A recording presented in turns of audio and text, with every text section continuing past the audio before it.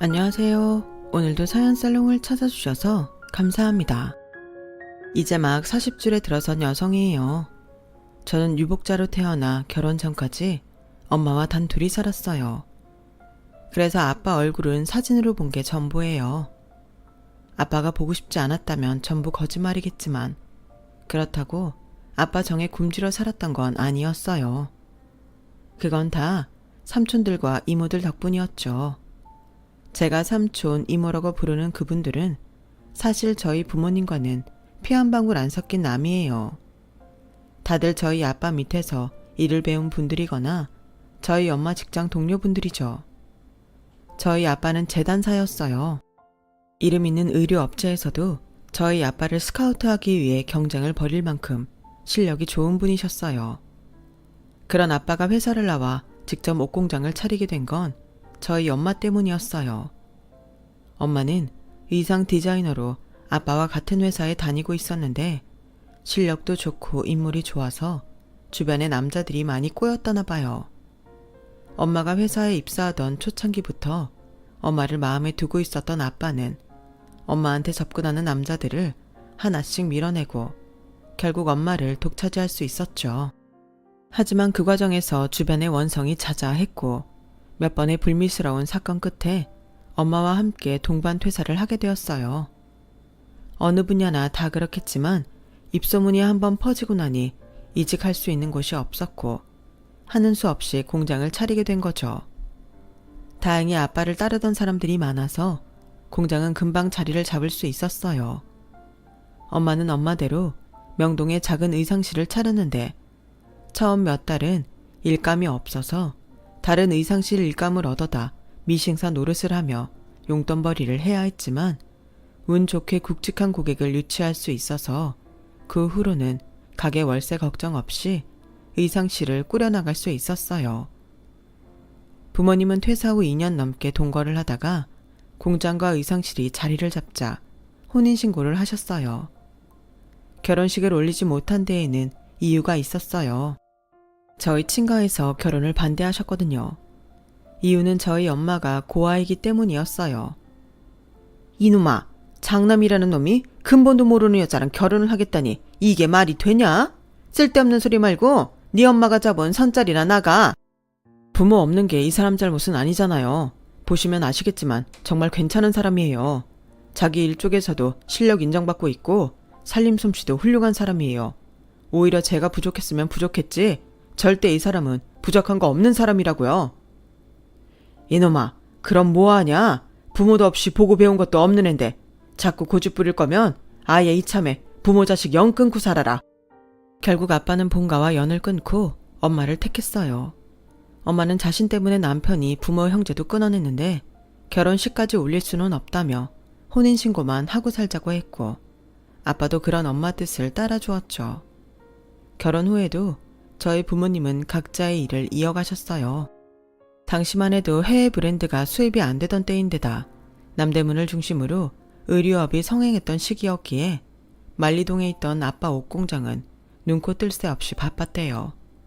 엄마는 엄마대로 맞춤 옷을 해입는 있는 집 사모님들 덕분에 의상실에서 밤을 새는 날이 많았고요. 그렇게 두 분 다 바쁘게 일하다 보니 좀처럼 아이가 생기지 않았고 결혼한 지 3년이 지나서야 저를 갖게 되셨어요. 막달까지도 의상실 일을 멈추지 않았던 엄마 때문에 아빠는 공장 일을 마치고 만리동에서 명동까지 엄마를 데리러 오곤 했다더군요. 그러던 어느 날이었어요. 그날도 엄마는 의상실에서 잔업을 하며 아빠가 데리러 오기를 기다리고 있었는데 만리동에서 출발한다고 한 지 2시간이 넘었는데도 아빠가 오지 않더란 거예요. 그래서 의상실 문을 닫고 먼저 집으로 가려던 차에 전화가 걸려온 거죠. 아빠 밑에서 일하는 창수 삼촌이었어요. 형수, 큰일 났어요. 창호 형이 교통사고를 당해서 지금 병원에 있는데 많이 위험해요. 형수가 빨리 와보셔야 할 것 같아요. 엄마는 전화를 끊자마자 병원으로 달려갔고 비 흘린 채 병상에 누워있는 아빠를 보고는 그대로 기절을 해버렸어요. 정신을 차려보니 이미 아빠는 세상을 떠나신 뒤였고 장례식장에 빈소까지 마련된 후였대요. 혹여 만삭인 엄마가 쓰러지지는 않을까 삼촌들과 이모들은 전전긍긍하며 엄마 대신 장례를 치러주었어요. 특히 저희 엄마한테 남편 잡아먹은 년이라고 소리치며 잔뜩 화가 나 있던 아빠 가족들한테서 엄마를 지켜내느라 엄청 고생들을 하셨죠. 아빠의 장례식이 끝난 지 이틀 뒤 엄마는 저를 낳으셨어요. 아빠 없는 집에서 이모들의 도움을 받아 산후조리를 한 엄마는 당신 처지가 서러워 그렇게 우셨다고 하더군요. 부모 복도 없는 년이 남편 복은 있겠냐고 신세한탄을 하며 울다가 잠들기를 반복했고 그럴 때마다 이모들이 엄마를 위로했다고 해요. 언니, 이제 언니 홀몸 아니야. 언니가 잘못되면 이 애는 어떡해? 언니처럼 부모 없는 자식 만들 거야? 언니가 당한 서름 언니 딸도 똑같이 받고 살게 할 거냐고. 그러니까 정신 바짝 차려. 살고 싶은 마음이 없더라도 자식에 대한 책임감으로도 살라고. 평소 엄마를 잘 따르던 시다 이모의 말에 엄마는 마음을 다잡을 수 있었어요. 그리고 눈앞에 놓인 일들을 하나하나 풀어나가기 시작했죠. 일단 아빠가 하시던 공장은 창수 삼촌한테 헐값에 넘기기로 했어요. 엄마가 가지고 있어도 당장 운영할 여력이 없었거든요. 창수 삼촌은 아빠 밑에서 오래 일했기 때문에 독립할 실력도 되고 거래처와도 아는 사이라서 공장을 운영하는 데 적임자였어요. 그리고 엄마가 운영하던 의상실은 엄마가 산후조리를 마칠 때까지 문을 닫기로 했어요. 엄마 없이는 운영이 안 되는 곳이라 어쩔 수 없었죠. 엄마의 산후조리는 가족이 없는 엄마를 위해 엄마의 의상실에서 일하는 시다 이모가 함께 지내며 도와주기로 했어요. 순식간에 찾아온 비극적인 사건으로 엄마는 졸지에 남편도 잃고 자식을 홀로 책임져야 하는 가장이 되었어요. 언젠가 엄마가 그러더군요. 세상에서 가장 무서운 게 뭔지 아니? 바로 자식이야. 내 마음대로 죽지도 못하게 하거든. 네 아빠 그렇게 보내고 따라주고 싶은 마음뿐이었는데 고사리 같은 손가락을 꼬물거리면서 젖달라고 우는 널 보니까 차마 죽을 수가 없더라. 나 아니면 당장 굶어 죽을 판인 널 두고 어떻게 모진 마음을 먹을 수가 있겠니? 날 살린 건 너야. 그러니 넌 내 생명의 은인이나 마찬가지지. 엄마는 툭하면 저한테 생명의 은인이라고 말하셨지만 그건 저한테도 마찬가지였어요. 엄마가 아니었다면 저는 지금까지 살아있지 못했을 테니까요. 3-7일이 지나자 엄마는 다시 의상실 문을 열었어요. 우리 모녀가 살기 위해서는 손 놓고 있을 수만은 없었으니까요. 아빠 공장을 팔기는 했지만 당장 수중에 돈이 없었던 창수 삼촌은 벌어서 천천히 갚겠다고 했던 터라 엄마가 일을 하지 않으면 당장 들어올 수입이 없었거든요. 엄마는 몸도 제대로 추스르지 못한 채 저를 데리고 의상실에 나가 일을 시작했어요. 지금처럼 일회용 기저귀가 흔한 시절도 아니었고 기저귀 값을 대기에 벅찬 실정이라서 엄마는 의상실에 있는 자투리천으로 제 기저귀를 만들어 채우셨다고 하더군요. 엄마가 바쁠 때면 엄마 밑에서 일하는 시다 이모가 저를 돌봐주셨고 그마저도 여의치 않으면 옆갑의 종업원 언니들이 저를 맡아주기도 했대요. 지금이야 명동이 외국인 관광객들이나 쇼핑을 하러 가는 곳이 되었지만 80년대만 해도 지금과는 다른 분위기였어요. 골목마다 맛집도 많고 옷가게며 양복점, 개인 의상실들도 꽤 많았거든요. 저는 중학교에 들어가기 전까지 명동바닥을 놀이터 삼아 지내는 아이였어요. 지금은 사라져서 흔적도 찾을 수 없지만 당시의 명동엔 줄줄이 뷔페란 곳이 있었는데요. 지금 생각해보면 별것 아닌 음식들을 뷔페식으로 먹을 수 있는 가게였지만 그때는 어린 마음에 그렇게 거기에 가보고 싶더라고요. 그래서 엄마를 일주일 내내 졸라서 가보게 되었죠. 엄마랑 시다이모랑 가게 앞에서 한참이나 줄을 서서 들어갔는데 이래서 이름이 줄줄이 뷔페인 건가 했었죠. 그 밖에도 명동에는 엄마와 저의 추억이 담긴 장소가 참 많아요. 특히 저희 엄마는 명동교자에서 파는 칼국수를 특히 좋아하셔서 걸음마를 처음 시작하던 시절부터 저는 거기 단골이 되었죠. 소공동 순두부집이며 석어찌개집도 그렇고요. 비록 아빠 없이 엄마랑 단둘이 살긴 했지만 돌이켜보면 제 어린 시절이 그리 외롭지만은 않았던 것 같아요. 제 곁에는 든든한 엄마가 있었고, 엄마가 자리를 비울 때는 이모들이, 아빠의 손이 필요할 때는 삼촌들이 아빠 역할을 해주셨거든요. 아쉬운 게 있다면 친척이 없다는 정도였어요. 저희 엄마는 고아여서 친척이 없고, 아빠는 지방에 가족들이 있긴 했지만 부모님 반대를 무릅쓰고 고아인 저희 엄마랑 결혼을 하는 바람에 연을 끊고 살게 돼서 아빠 장례식 이후에 연락이 되는 친인척들은 없었어요. 정작 피를 나눈 사람들은 엄마와 저를 버렸지만 오히려 피도 안 섞인 사람들이 저희 모녀를 가족처럼 보살펴 주고 있는 셈이었죠. 제가 대학에서 의상 디자인 전공을 하게 된 것도 주변 환경 탓인지도 모르겠어요. 어릴 때부터 엄마 의상실에서 뛰어놀며 자라다 보니까 원단이 제 장난감이었고 미싱이며 오버록이 놀이기구 같았으니까요. 그러니 대학에 입학해서도 같은 과 친구들보다 월등한 실력으로 장학금을 독점한 것도 당연한 결과인지도 모르겠네요. 하지만 이건 나중 일이고 저는 대학 입시를 앞두고 과 선택을 하던 순간부터 엄마랑 치열하게 싸워야 했어요. 엄마는 제가 엄마랑 같은 길을 가는 걸 반대하셨거든요.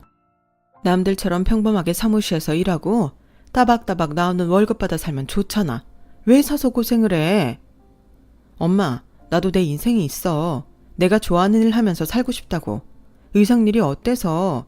난 내 손 움직여서 그리고 만드는 게 적성이 맞는 사람이라고. 엄마가 그렇게 낳아놨으면서 나보고 내가 원치 않는 삶을 살라는 게 말이 돼? 암튼 난 의상학과 아니면 대학 안 갈 거니까 엄마가 포기해. 몇 달을 그렇게 엄마랑 싸우는 바람에 결국 구원투수인 삼촌들과 이모들이 저희 집에 번갈아 찾아오게 되었어요. 때로는 엄마 말을 들으라며 저를 설득하는 분들도 있었고 왜 애 진로를 엄마 마음대로 결정하냐며 제 편을 들어주는 분들도 있었어요.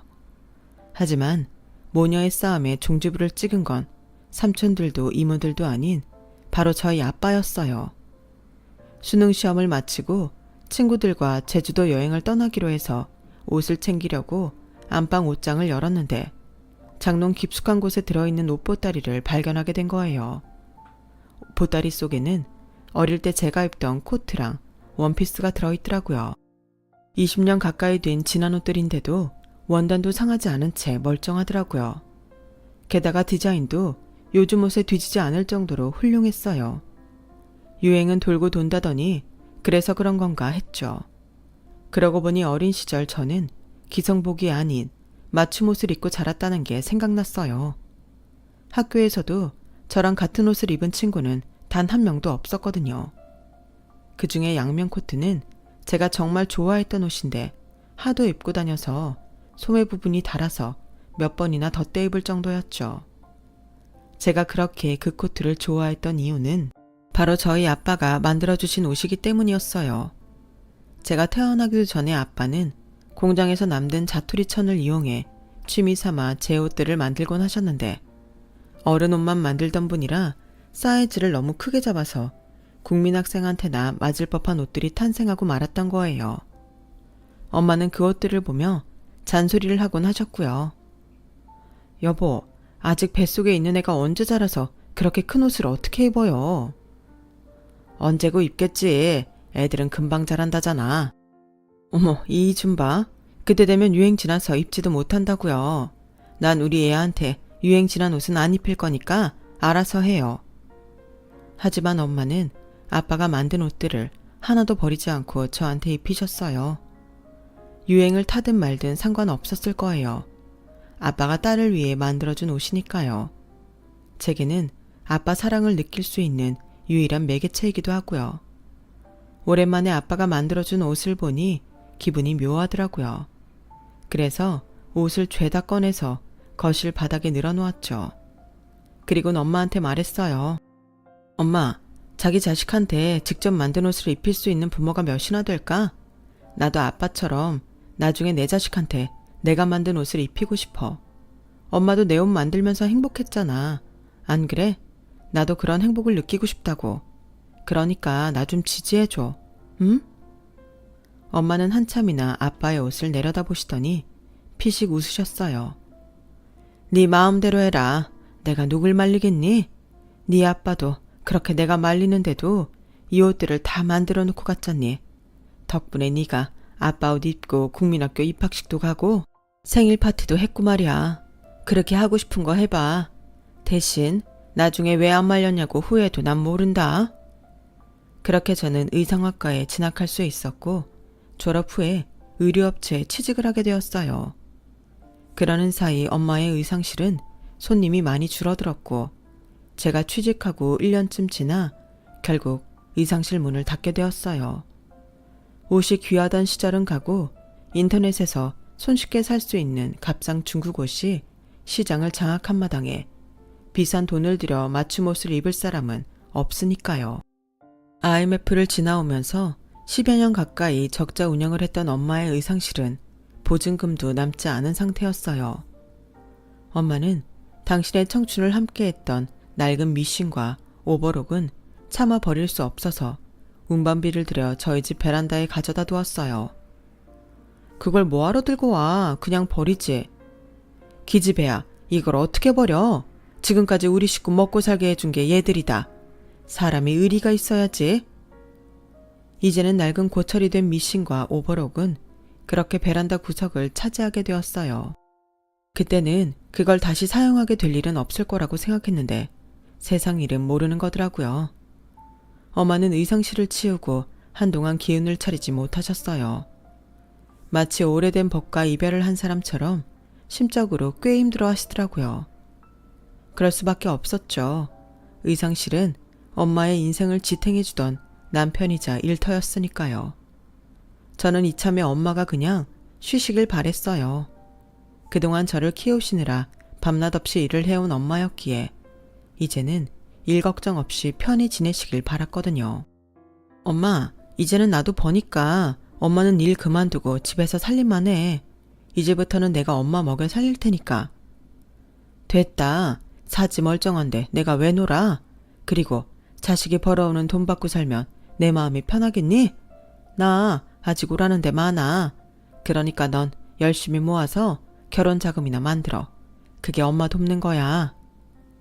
결국 엄마는 제 반대에도 불구하고 몇 달 뒤 일을 시작하셨어요. 말로는 오라는 데가 많다고 큰 소리를 치셨지만 연세도 있으신 엄마를 불러주는 곳은 없었어요. 시다 이모 소개로 들어간 옷 공장이 고작이었죠. 공장 나간다고? 거기서 엄마가 뭘 하는데? 디자이너로 일하기엔 엄마 나이가 많잖아. 디자이너는 무슨 미싱 일 하려고.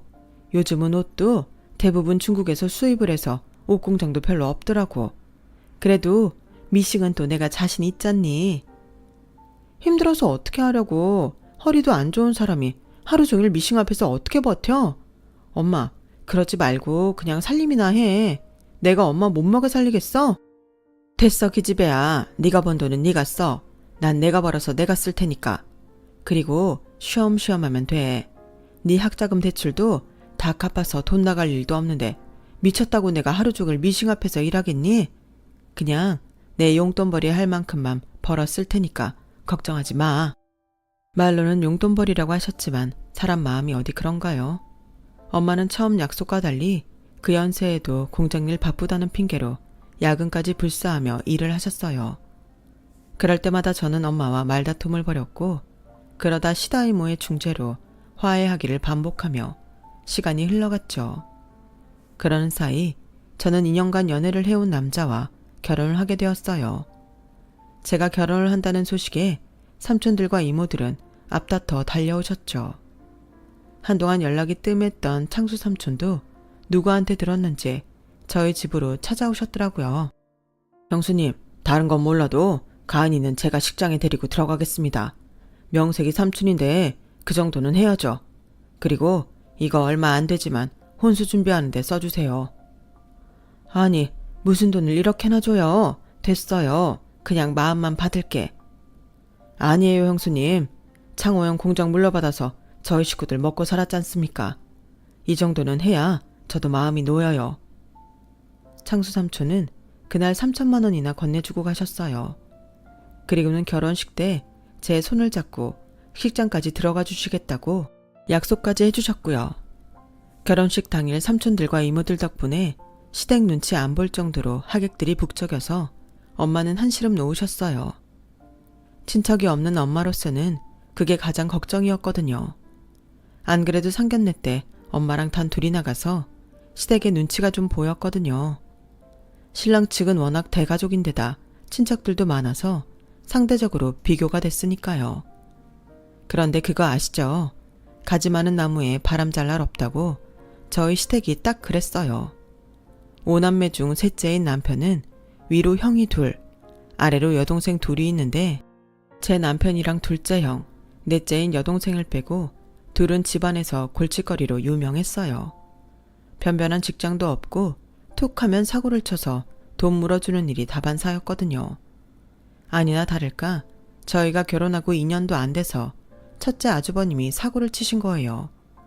투자자를 모아서 회사를 차린다고 하더니 사기꾼한테 속아서 아버님 앞으로 대출받은 돈도 날리고 자신이 끌어들인 사람들한테 피해까지 입히고 만 거죠. 그 바람에 아버님은 회사를 그만두고 퇴직금으로 아들이 사고친 돈을 갖게 되었어요. 당장 아버님이 일을 그만두시면 생활은 어떻게 해?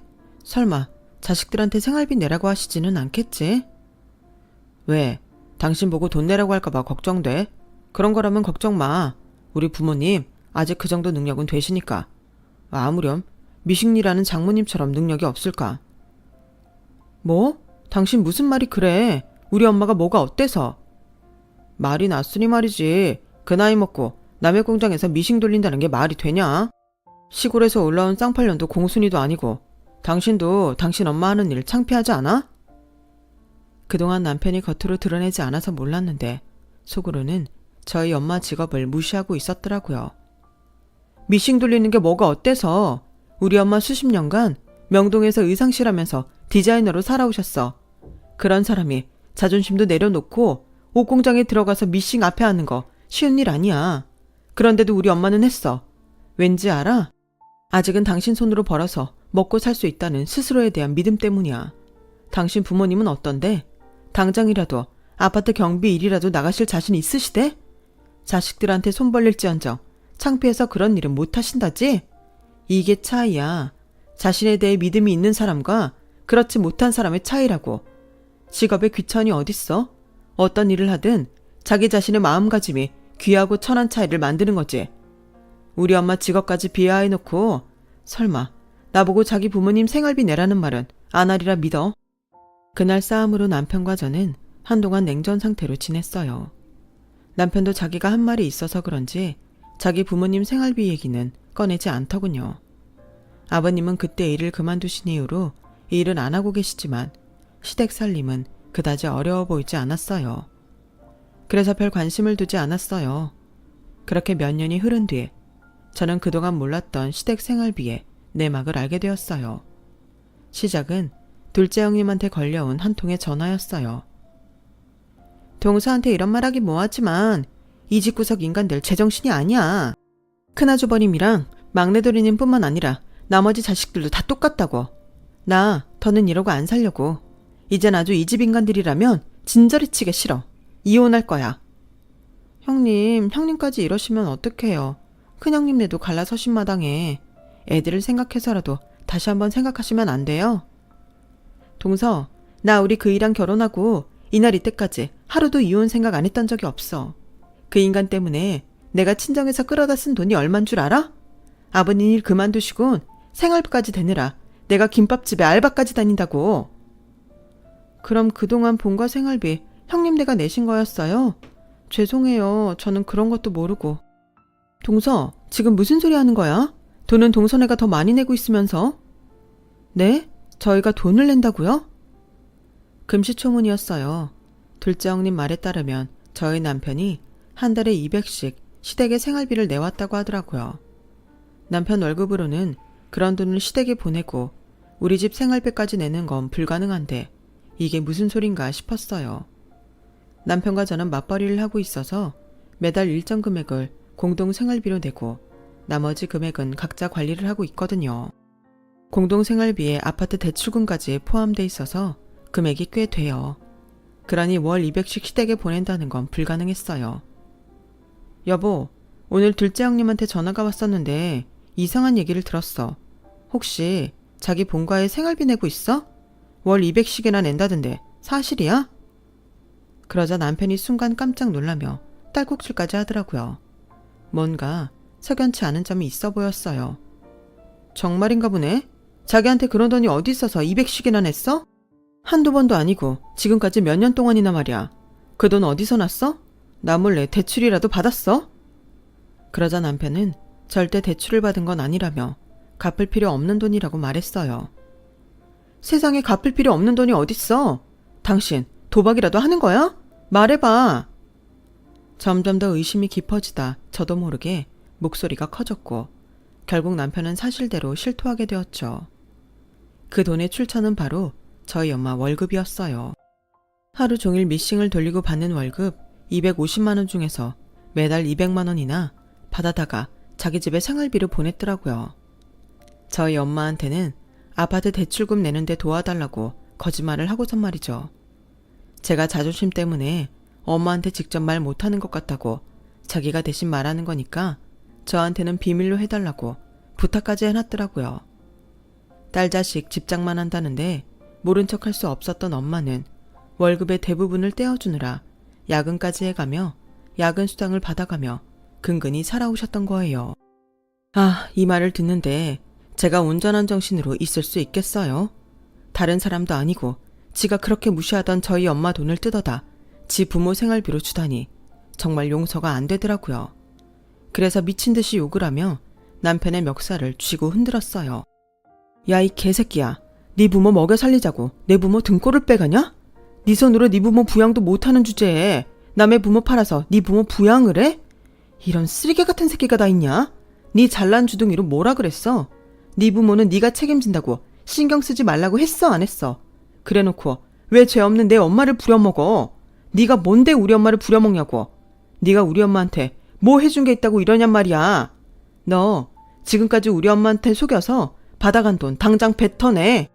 이자까지 쳐서 안 내놓으면 나 너 사기로 고소할 거야. 그리고 이참에 이혼 서류에 도장도 찍어. 잘 됐네. 너희 둘째 형이랑 너랑 나란히 이혼남 돼서 니네 부모 먹여 살리면 되겠다. 여보, 내가 잘못했어. 어차피 장모님은 혼자 몸이라 돈 들어갈 데도 없을 것 같아서 잠깐 빌린 거야. 떼어먹을 생각은 없었어. 정말이야. 뭐? 잠깐 빌려? 몇 년 동안이나 갚을 생각 없이 받아 처먹어 놓고 잠깐? 넌 대가리를 모자 쓰려고 달고 다니냐? 잠깐이라는 단어의 뜻도 몰라? 됐고 너 같은 쓰레기랑 길게 말 섞을 것도 없어.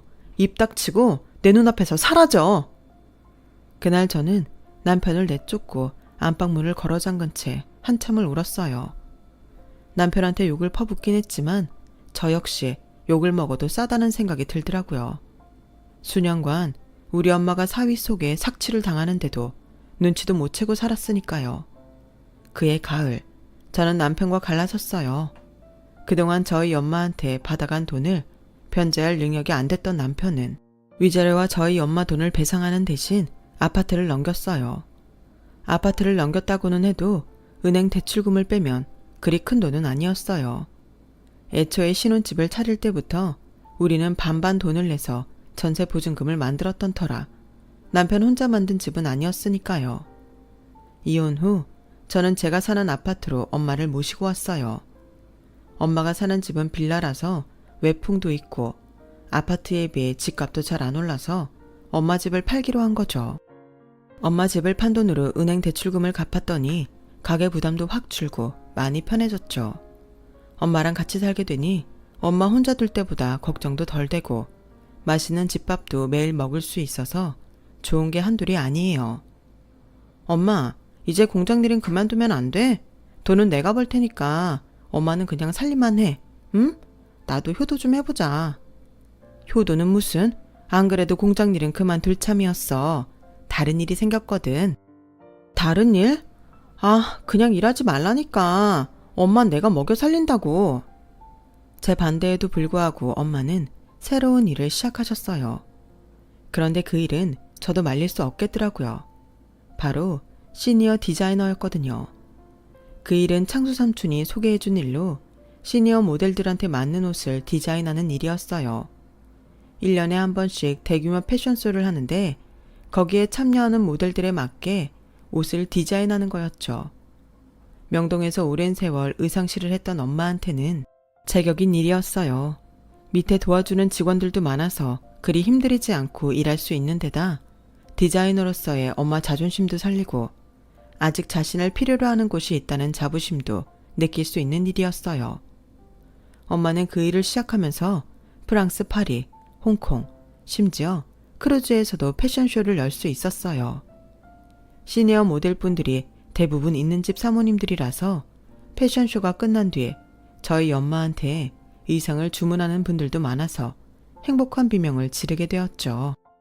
그런데 그보다 더 신나는 일이 뭔지 아세요? 그건 바로 이혼한 전 남편 앞에서 저희 엄마가 당당히 디자이너로 설 수 있었다는 거예요. 남편네 회사에서 그의 패션쇼 홍보를 맡는 바람에 마주치게 되었는데 남편이 저희 엄마를 보고는 놀라서 고개도 못 들었다고 하더군요. 왠지 저 대신 엄마가 전 남편한테 한 방 제대로 먹여준 것 같아서 어찌나 신이 났나 몰라요. 앞으로도 엄마가 몸 건강히 자신의 분야에서 열심히 활동하실 수 있다면 더 바랄 게 없겠네요. 이런 걸 보면 주는 대로 받는 것도 인생인 것 같은데 마음 곧게 쓰고 열심히 살아보려고 합니다. 지금까지 제 사연을 들어주셔서 감사합니다. 들어주신 분들 모두 항상 건강하세요. 여러분, 사연 댓글에 응원과 현명한 조언 부탁드려요. 좋아요와 구독은 저에게 큰 힘이 됩니다. 오늘도 좋은 일 가득하세요.